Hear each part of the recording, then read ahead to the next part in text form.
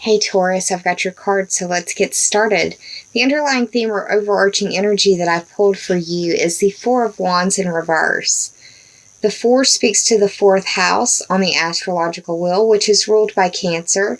This is the house of your home and family. Home is where you consider home to be or where you live. Family is who you share that home with. This can be your parents, mother, father, or people you consider to be parents. It can also be your spouse or partner, your children, your fur babies, your roommates or housemates. It could also speak to your foundation or roots.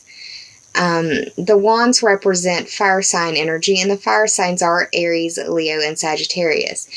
The Four of Wands is normally seen as the celebration card or the victory card, the happy celebration, happy home. It could be that you're having a hard time with how you're going to deal with the festivities of the holidays. You may feel like you don't have the money to do it. Or you may feel like you don't have the energy to do it.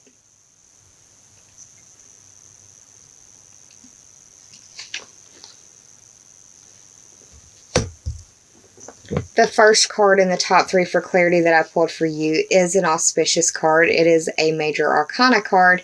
It is, pardon me, the Wheel of Fortune. It is the 10th card in the major arcana.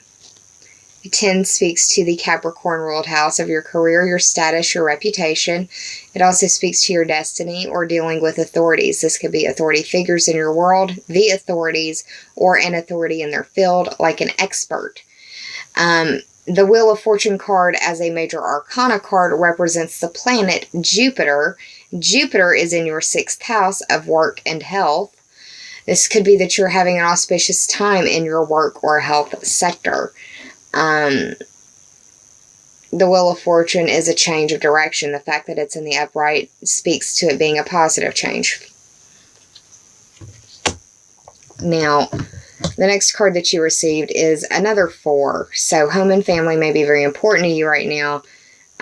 Even though you're not having astrological information play out there, it's the holidays. You're thinking about home and family. Second card is the Four of Swords in reverse. The 4, home and family, or roots and foundation. The sword speaks to air signs. The air signs are Gemini, Libra, and Aquarius. Could be that you're dealing with someone of this zodiac sign that possibly is feeling ill or is recuperating from a situation that has kept them either on bed rest or had a hard time during or with their vocation, if you will.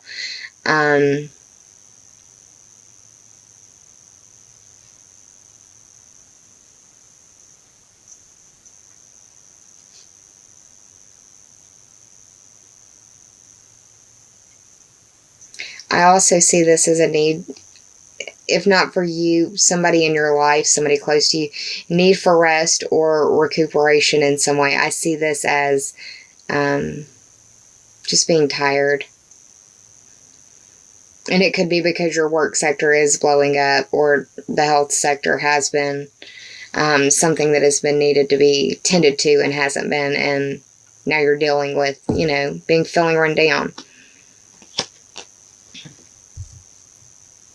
The final card in the top 3 for clarity that I pulled for you is the 7 of Pentacles in reverse. The 7 speaks to the Libra-ruled house of your partnerships and how you identify with others through those relationships, how you figure out who you are as a person through those relationships. It also speaks to counseling and dealing with open enemies. The Pentacles is the earth sign energy. The earth signs are you, Taurus, Virgo, and Capricorn. This card is waiting patiently for your yield or your crop, your bounty, and it's just not coming in. It's like you've put in more work than what it's worth. Or that's what it feels like, especially in the reverse. The Pentacles can also represent resources. Resources are anything that you would expend on another living thing or another situation. Anything from money to nurturing time, love, devotion. Could also be your health. Your health is the first resource that you have. If you're not feeling well, you can't do anything else, right? I did the tarot math. I totaled them up, or totaled up the numerology in these cards, and that came down to 25. 2 plus 5 is 7, going back to that Libra ruled house of open enemies, counseling, identifying who you are through your relationships and partnerships with others. So, could be dealing with a Libra, could be dealing with Libra type energy, or with your partnerships. It could be that you're getting overtime because your coworkers aren't feeling well or are taking off because of the holidays, and you're trying to make the money, and you're not going to be able to possibly celebrate. Or you need to travel a far distance, so you need to rack up that money and you're tired. Those are just different ways that I'm seeing it play out. Now, for the oracle cards, when I was shuffling them, we had one pop, and I went ahead and pulled the 2 that I had planned on. So you got a lagniappe card. So congratulations. Lagniappe in Louisiana is a word that we use for a little something extra.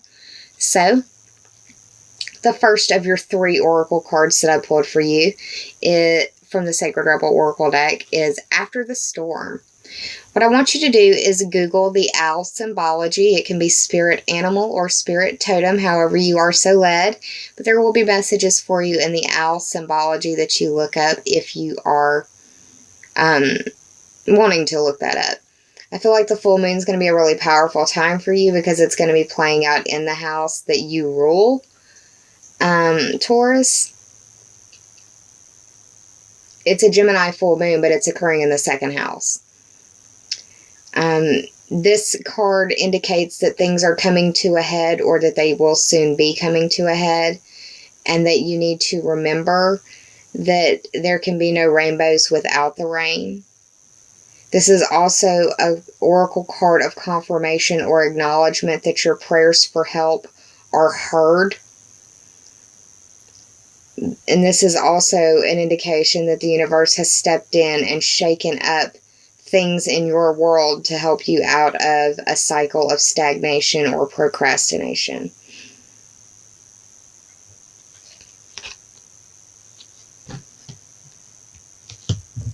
The 1 is representative of the house of Aries. It's your personality, your physical body, and your appearance. So it could feel like you've gone through a lot.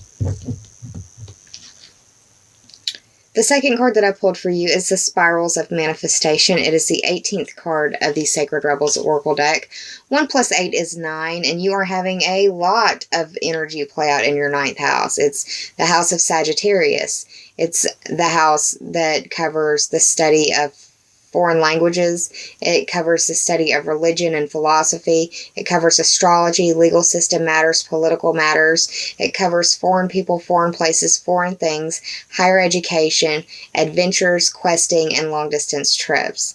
Now, the Spirals of Manifestation card, when I see it, it indicates that you are in the midst of the spiral of manifestation, which means that you're closer to your goal than you realize or that you could even see. It's an indicator that you need to have faith and keep believing in your plan, and that you need to keep doing the appropriate action to bring it to form.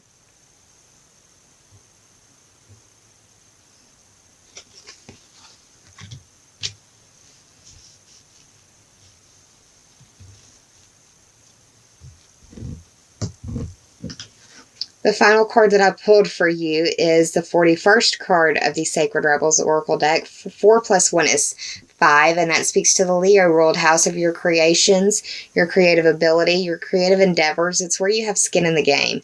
It's your children. It's the house of romance and where you fall in love and where you make your babies. It's the house of your social life and your pleasure. Bring it to form. This card indicates to me that if you've been on the fence about a creative endeavor or a creative pursuit, this card is the nudge to yes or towards yes that you've been waiting for. It's the sign you've been waiting for. But your vision doesn't necessarily mean that what you see in your head or the plans on the paper will be the reality of what is brought forth. Meaning, some things can't be realized in reality as you see it in your mind or as you see it in your plans. So understand that and know that you're not going to be able to get everything that you want. Compromise on the issues that can be compromised on. Because if you're stuck on the one detail that you refuse to compromise on, you don't have the ability to bring it into form yet. So realize that creative edits are important. Also, you need to pay attention to information or higher wisdom, higher intelligence that's coming to you from unconventional sources, things that you would normally not pay attention to. Something like this video. It's almost like the inspiration factor is going to be high with you. Which is nice. Especially, with the numerology backing up the house of creation.